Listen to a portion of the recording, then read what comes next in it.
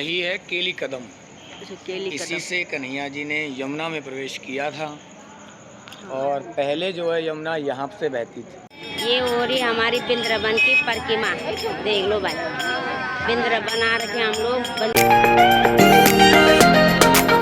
ये हमारी कुल्हड़ वाली चाय पियेंगे, मजे से थक गए, कथा सुन के हम थक गए हैं। अब हम हाँ ठीक है, अब हम पियेंगे कुल्हड़ वाली चाय।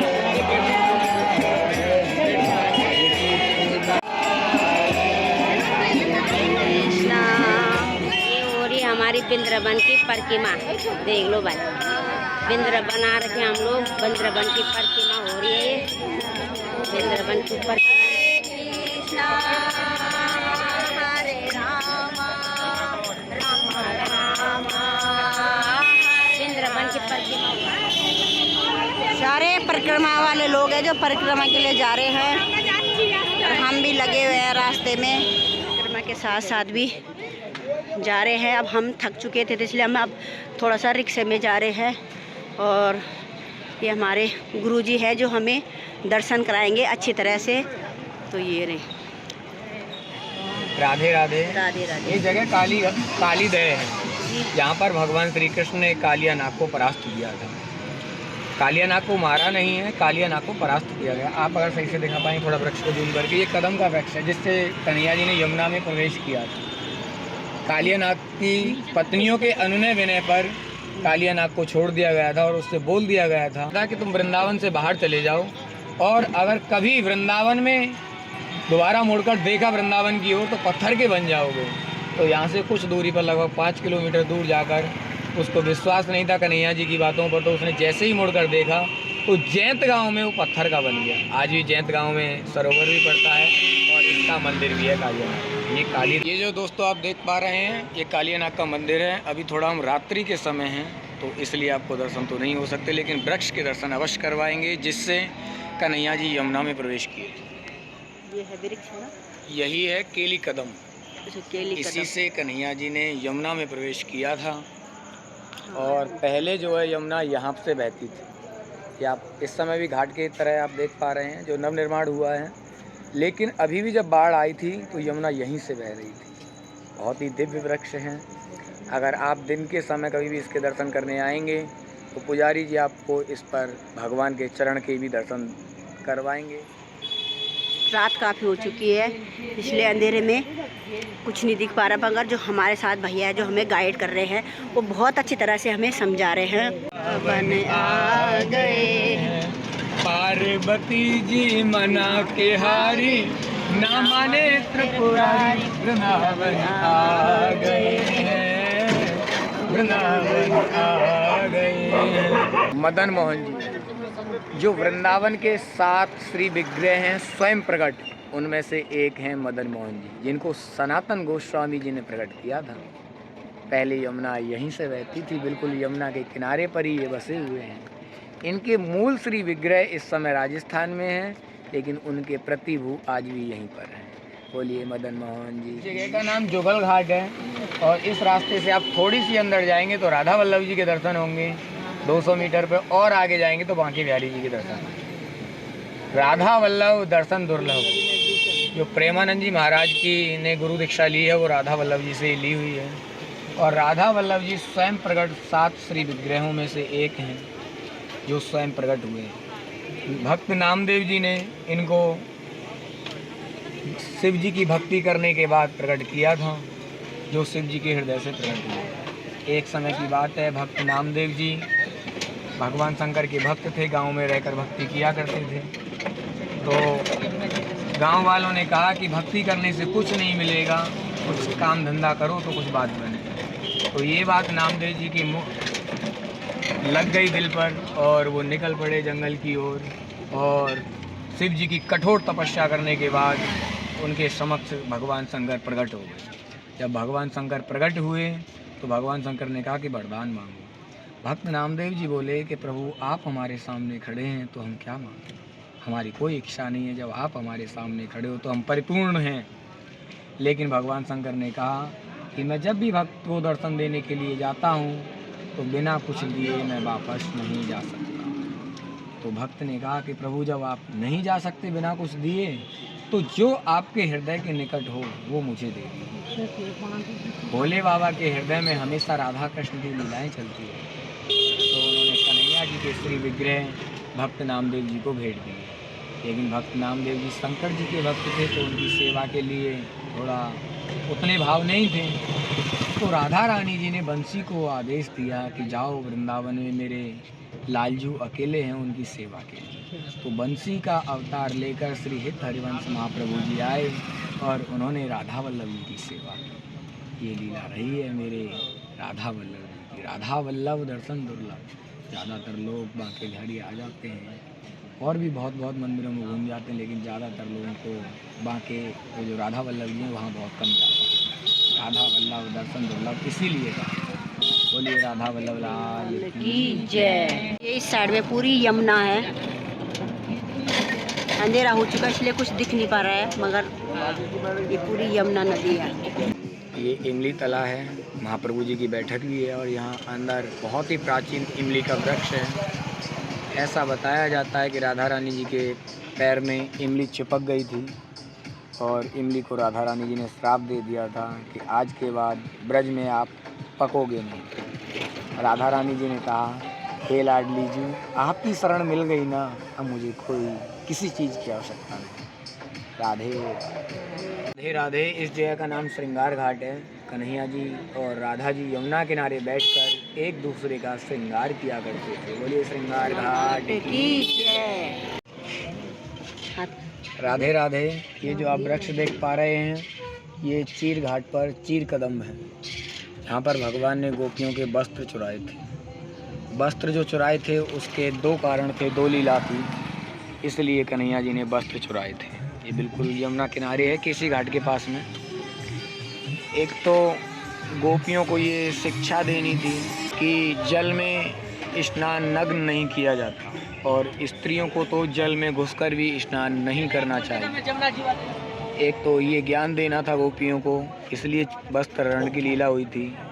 एक और लीला इसलिए हुई थी कि गोपियों ने माता कात्यायनी की पूजा करने के बाद ये वरदान चाहा था कि कन्हैया जी हमें पति रूप में मिले, तो वो वरदान भी पूरा करना था। ये दो लीलाएं कन्हैया को करनी थी कि पति के समक्ष किसी भी वेश में आने में कोई परेशानी नहीं होनी चाहिए। ये दो लीलाएं हुई हैं चीर कदम में। नदी। बोलो यमुना मैया की जय। यह है यमुना नदी, यमुना घाट। हमारी यमुना मैया जी। ये हाँ,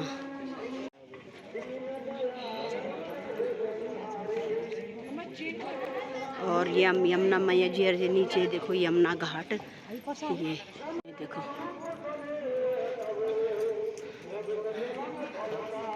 का नाम केसी घाट है। भगवान ने यहाँ पर केसी नामक राक्षस का वध किया था। ये जो आप ऊपर चित्रपट देख पा रहे हैं, यही केसी नामक राक्षस है जिसका कन्हैया जी ने वध किया था। और ये माता यमुना का मंदिर है जो दिन में दर्शन होंगे। केसी नामक राक्षस का वध भगवान ने इसी जगह पर वृंदावन में केसी घाट पर किया था। जब आप देख पाएंगे यहाँ पर, ये केसी घाट है और ये माता यमुना बह रही हैं। यमुना माँ कल कल बहती। यमुना माँ ने 60,000 वर्ष तपस्या करने के बाद कन्हैया जी को पति रूप में पाया था। बोलिए यमुना महारानी की जय। ये केसी घाट के उस पार लगभग कुछ दूरी पर बेलवन पड़ता है, जहाँ पर माता लक्ष्मी के दर्शन होते हैं। सभी लोग ध्यान से सुनेंगे। ये जो रोड जा रहा है, इसी पे आगे जाकर बेलवन पड़ता है।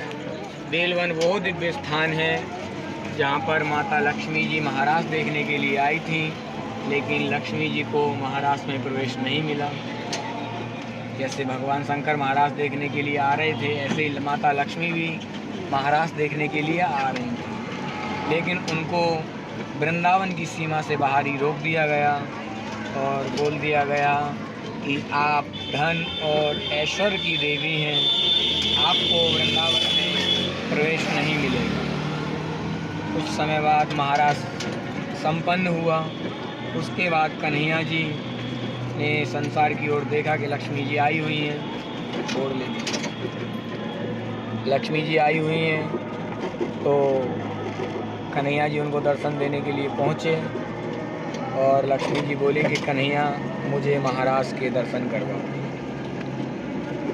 लेकिन कन्हैया जी ने बोला कि हे देवी, आप धन और ऐश्वर्य की देवी हैं, इसलिए आपको महाराज में प्रवेश नहीं मिलेगा, वृंदावन में भी प्रवेश नहीं मिलेगा, क्योंकि आपने अगर वृंदावन में प्रवेश कर लिया तो आपको वैराग्य हो जाएगा। धन और ऐश्वर्य का वृंदावन में प्रवेश नहीं हो सकता। तो माता लक्ष्मी जी हट करके बैठ गई कि हे कन्हैया, मुझे ये पद दिया किसने? धन और ऐश्वर्य आपने ही तो प्रदान किया है, तो मुझे महाराज की अनुमति भी आप ही देंगे। यही हट करके माता लक्ष्मी जी बैठ गई। आपने दुनिया में दर्शन किए होंगे माता लक्ष्मी जी के विष्णु भगवान के साथ, सरस्वती जी के साथ या गणेश जी के साथ, लेकिन जब आप बेलवन में जाएंगे तो वहाँ पर दर्शन करेंगे कि माता लक्ष्मी जी गोपाल जी के साथ हैं। और आपने यहाँ पर भी लक्ष्मी जी के दर्शन करे होंगे, वहाँ धन और ऐश्वर्य के साथ किए होंगे, लेकिन जब आप बेलवन में दर्शन करेंगे तो धन और ऐश्वर्य की देवी लक्ष्मी जी भी हाथ जोड़े खड़ी हुई हैं और प्रार्थना कर रही हैं, हे प्रभु मुझे महाराज में प्रवेश दो।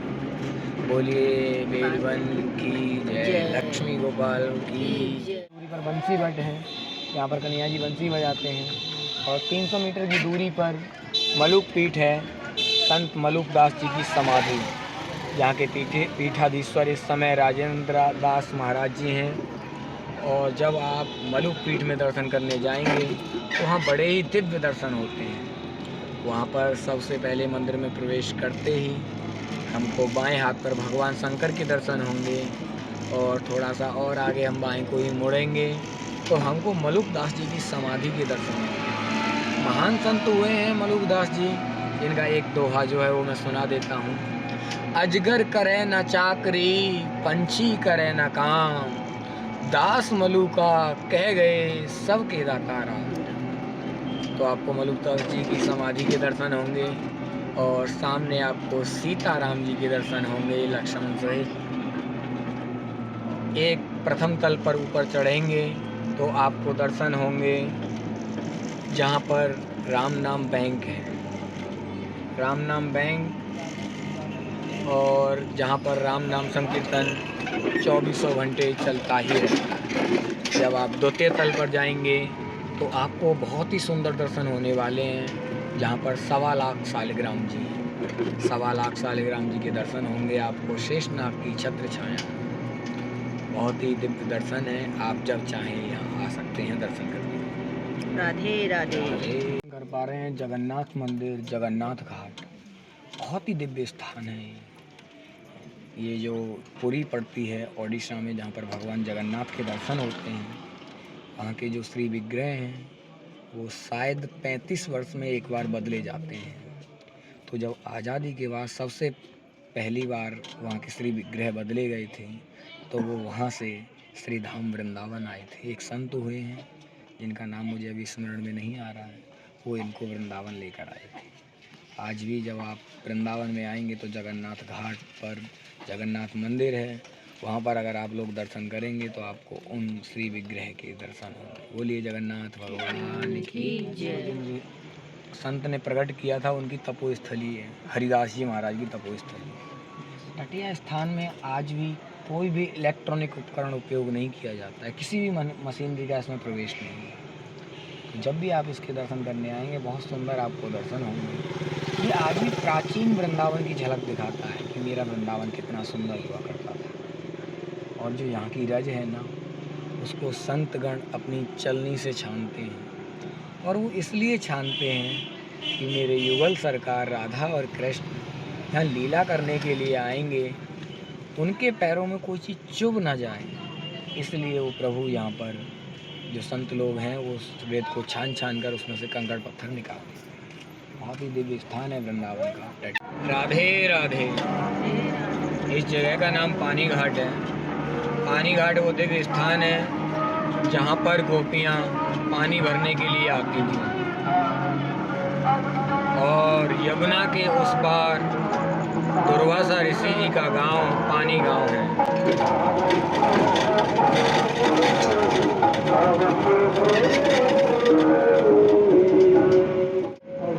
दुर्वासा ऋषि महान ऋषि हुए हैं जो केवल दूब घास का रस पानी पीकर जीवित रहा करते हैं। एक समय गोपियों में और कन्हैया में बहस हो गई, और कन्हैया जी कहते हैं कि मैं तो योगेश्वर हूँ। गोपियाँ कहती हैं आप बड़ा आयो योगेश्वर बनो, तू गोपिन के पीछे भाग तो रह गए। तो इसी बात पर एक लीला आई थी, पूरी तरह मुझे स्मरण नहीं आ रहा है।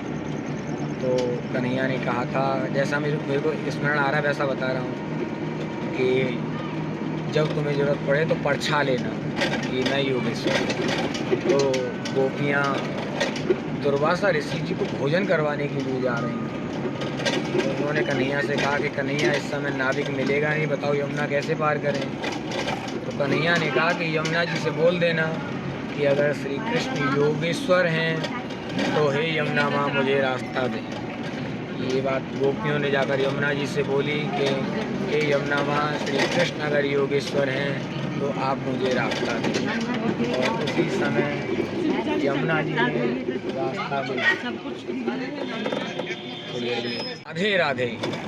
आज आपको स्मरण करवाते हैं भगवान के विवाह की लीला, राधा कृष्ण विवाह, जो भांडीर वन में हुआ था, ब्रह्मा जी ने करवाया। एक समय की बात है कि नंद बाबा कन्हैया जी को गोद में लेकर और गाय चराने के लिए आए हैं प्रथम बार। उसी समय कन्हैया जी की लीला करने की इच्छा हुई और आंधी तूफान आने लगा। कन्हैया जी कुछ भयभीत होने का कहने लगे।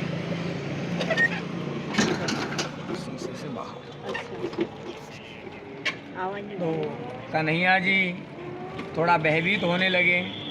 उसी समय राधा रानी जी दिव्य भेष में प्रकट होती हैं, और जैसे ही नंद बाबा ने राधा रानी जी को देखा तो वो देखकर क्या बोले हैं, हे लाडली जी मैं आपको पहचान गया हूँ और आपकी धरोहर मेरे झोरे हैं।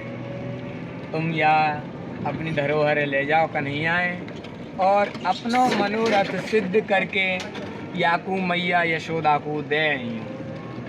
तो राधा रानी जी कन्हैया जी को गोद में लेकर जब चली हैं, तभी कन्हैया ने अपनी शक्ति से लीला करने के लिए अपना युगल रूप बनाया है। जिस उम्र की राधा रानी थी उसी उम्र के कन्हैया हो गए हैं। उसी समय वहाँ पर ब्रह्मा जी प्रकट हुए हैं, और 1000 खम्भों का 1000 वर्ग मीटर में विवाह मंडप तैयार हुआ। उसी समय वहाँ पर देवी देवता देवगण प्रकट हुए हैं, और राधा कृष्ण का विवाह संपन्न हो रहा है। और ब्रह्मा जी ने राधा रानी जी का कन्यादान किया है।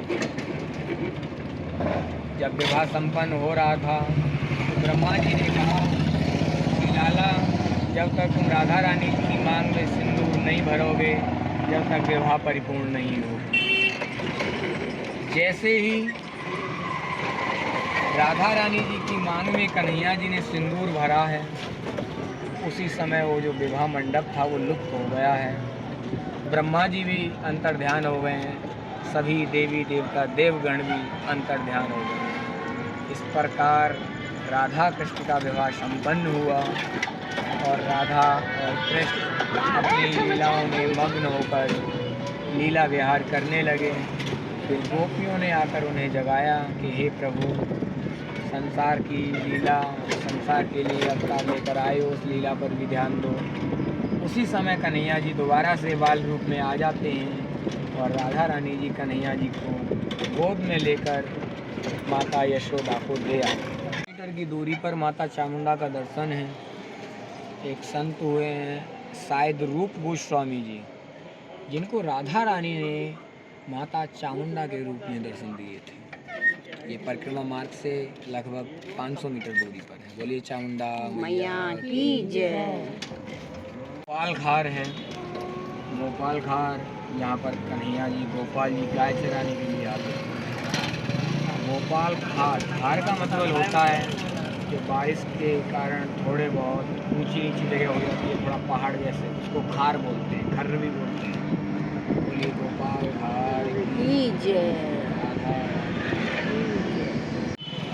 राधे राधे। इस जगह का नाम अडल्ला कुंडी है। यहाँ पर राइट हैंड पर दाएं में पूरा वृंदावन है। इतना भी वृंदावन पड़ता है, कहीं पर भी आप जा सकते हैं वृंदावन में। और लेफ्ट हैंड पर बाएं साइड में पूरा मथुरा है, जन्मभूमि, द्वारकाधीश, गोकुल। और इधर से ही एक रास्ता जाता है रावल। ज़्यादातर लोगों के मन में यही बात बैठी हुई है कि राधा रानी जी का जन्म बरसाने में हुआ है, लेकिन ऐसा नहीं है। राधा रानी जी का जो जन्म है वो रावल में हुआ है।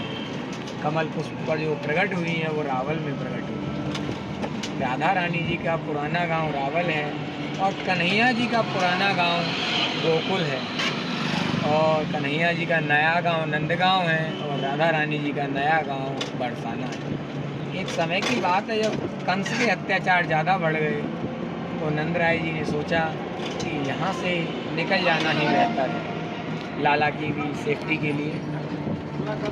तो नंद बाबा ने अपने नाम से नंदगांव बसाया। जो आप इस समय नंदगांव में दर्शन करते हैं वो कन्हैया का नया गांव है, नंदगांव। तो जब नंद बाबा आ गए हैं तो ब्रसवान जी ने भी सोचा कि जब कन्हैया चले गए, नंद बाबा चले गए, तो हम ही यहाँ रहकर क्या करें। फिर ब्रसवान जी ने अपने नाम से बरसाना बसाया। जिस पहाड़ पर आप दर्शन करते हैं राधा रानी जी, तो ब्रह्मांचल पर्वत है। स्वयं ब्रह्मा जी ने राधा रानी जी को अपने सर पर धारण किया। इसलिए अगर राधा रानी जी की जन्म स्थान अगर आप कभी जाना चाहें तो आप गूगल मैप पर भी डालेंगे राधा रानी बर्थ प्लेस, तो आपको गूगल मैप भी बता देगा कि रावल में उनका जन्म और प्रकट हुआ। राधे राधे। तूने पराठे खा ले, अब क्या खाएगी? आइसक्रीम खिलाऊं? चला आज तो मैं इसको पक्का खिलाऊंगी आइसक्रीम। इसको आइसक्रीम वाले के पास भेज दूंगी। भैया इसको मेरी तरफ से आइसक्रीम वाले के पास भैया एक आइसक्रीम देना, इसको मेरी तरफ से आइसक्रीम खिला दो। कौन सा चॉकलेट वाला? ले खा ले, देख खुश है तो अब आज खुश है। मनोकामना पूर्ण कर दी।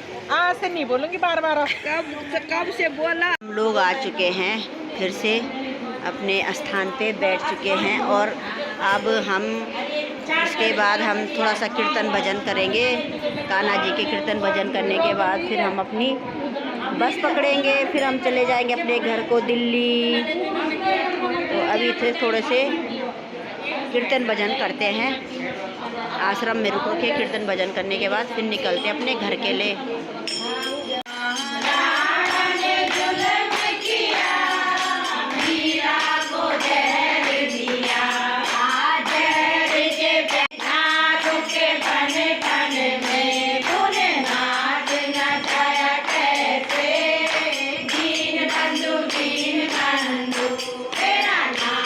तो दोस्तों अब हम आश्रम खाली कर रहे हैं, जा रहे हैं हम घर की ओर।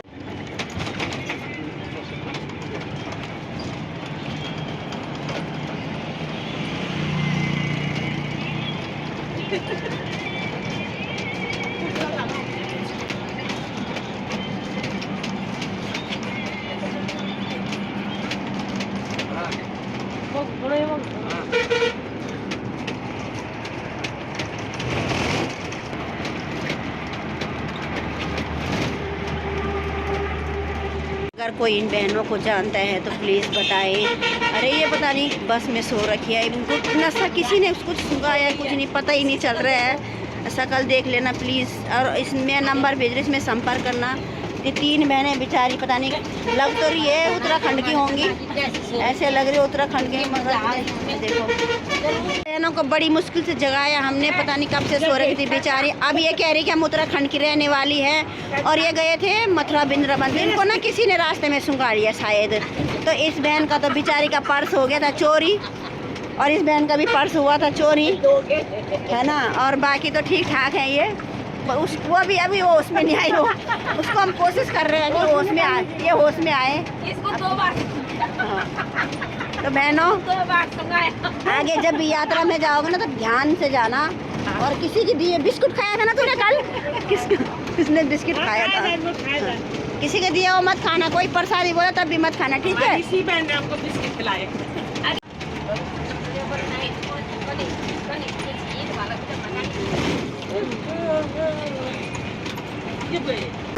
तो मिलती हूँ आपको नेक्स्ट ब्लॉग में, तब तक के लिए बाय बाय, जय श्री राम।